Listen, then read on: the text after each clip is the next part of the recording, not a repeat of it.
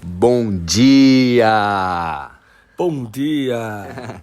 Estamos no dia 749 do Projeto Bíblia para Iniciantes e hoje eu estou aqui com o Luca mais uma vez e vamos fechar o capítulo 3 da primeira carta de Pedro à igreja, amém?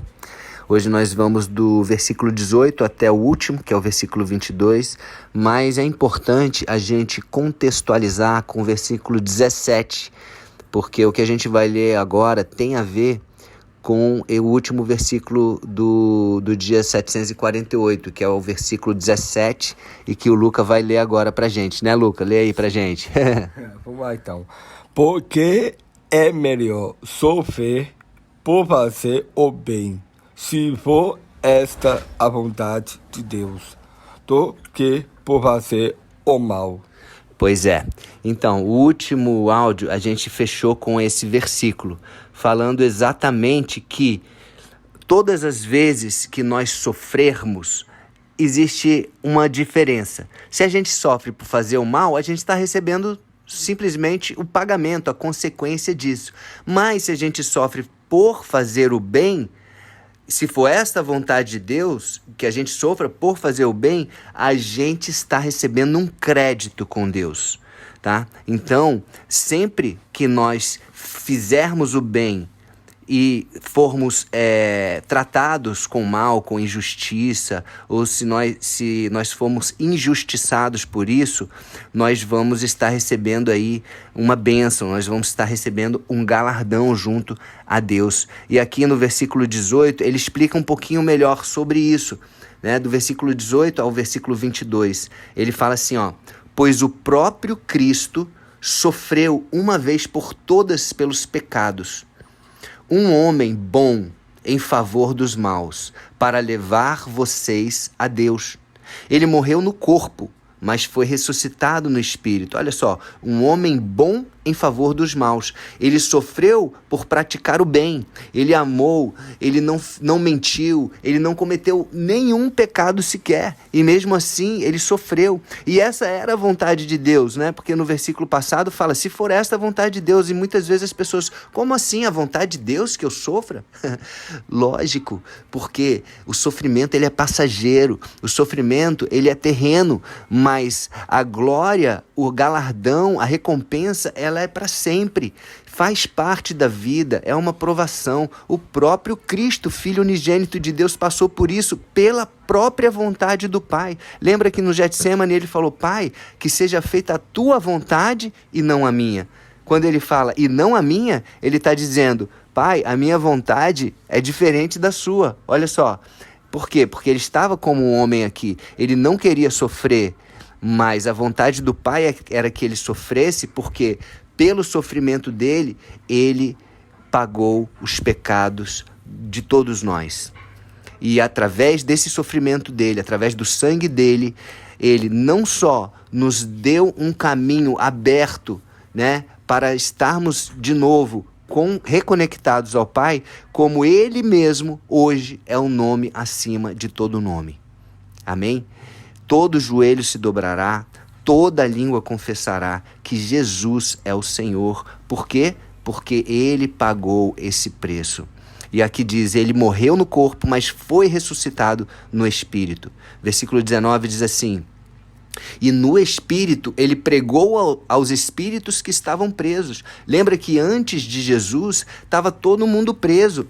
Não tinha, estava todo mundo condenado. Ele veio para salvar. E lembra que nos 3 dias, né, entre a morte e a ressurreição dele, ele não ficou quieto. Ele não ficou ali descansando, esperando, Pai, agora me ressuscita aí. Não.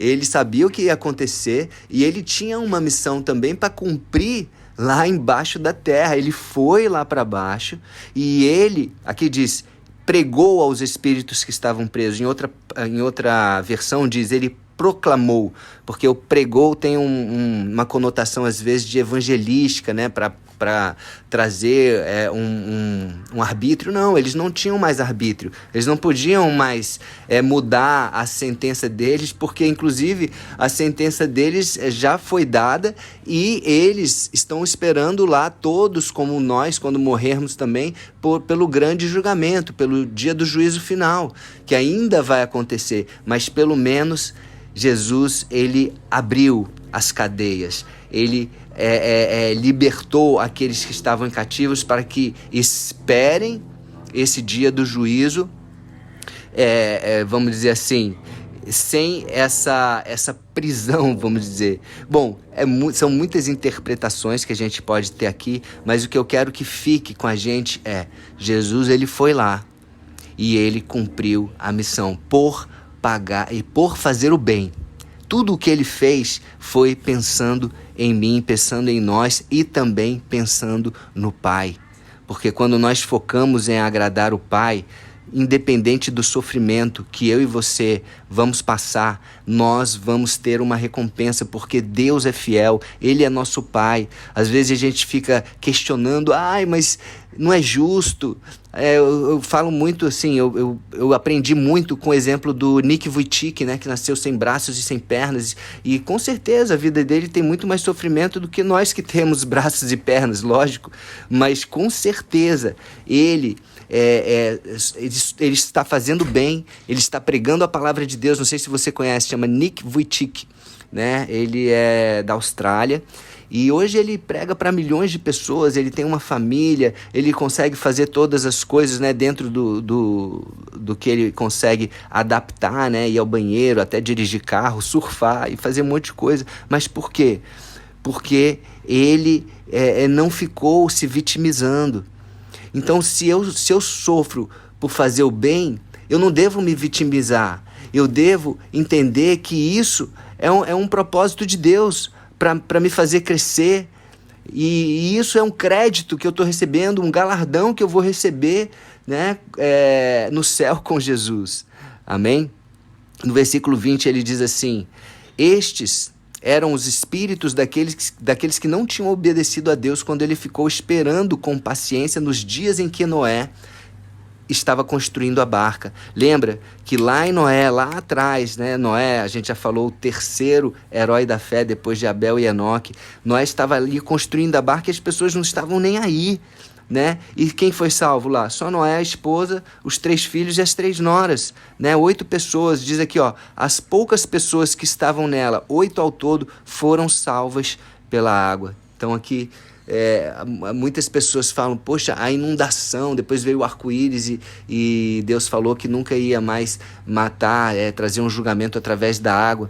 Mas a água que trouxe um julgamento para aquelas pessoas e que estavam ali, né, presas, como diz aqui o versículo, né, que essas pessoas estavam ali presas, elas salvaram também Noé e as outras 7 pessoas, né, que eram pessoas íntegras, que eram pessoas que Deus olhou e falou, poxa, esse Noé é uma pessoa íntegra. Por Noé, íntegro, foi salvo ele e a família, né?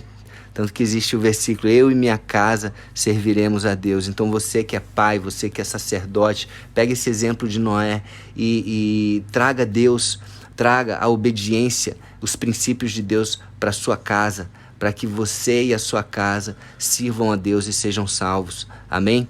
E ele continua aqui no versículo 21. Aquela água representava o batismo que agora salva vocês. Esse batismo não é lavar a sujeira do corpo, mas é o compromisso feito com Deus, o qual vem de uma consciência limpa. Então, o batismo não é o próprio batismo que salva, não, mas o batismo ele é que vem a esse batismo de uma consciência, de uma vontade de agradar a Deus, de uma vontade de limpar o seu próprio corpo da sujeira, da imundícia, do pecado. Tá? E a salvação não vem pelo batismo, ele diz aqui, essa salvação vem por meio da ressurreição de Cristo, tá? Não é pelo batismo.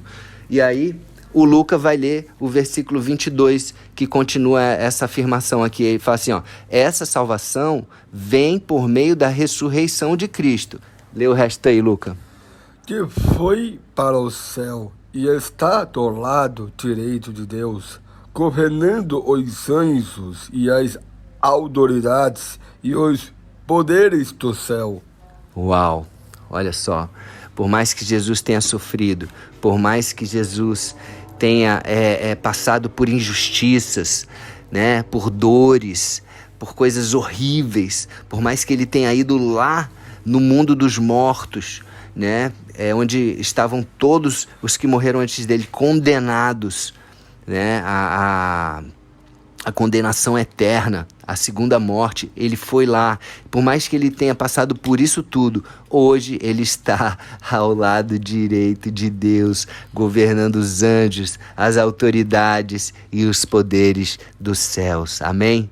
Então toda a honra, toda a glória, todo o louvor e toda a adoração a esse Jesus Cristo, Messias, Senhor e Salvador das nossas vidas. Amém? Vamos orar?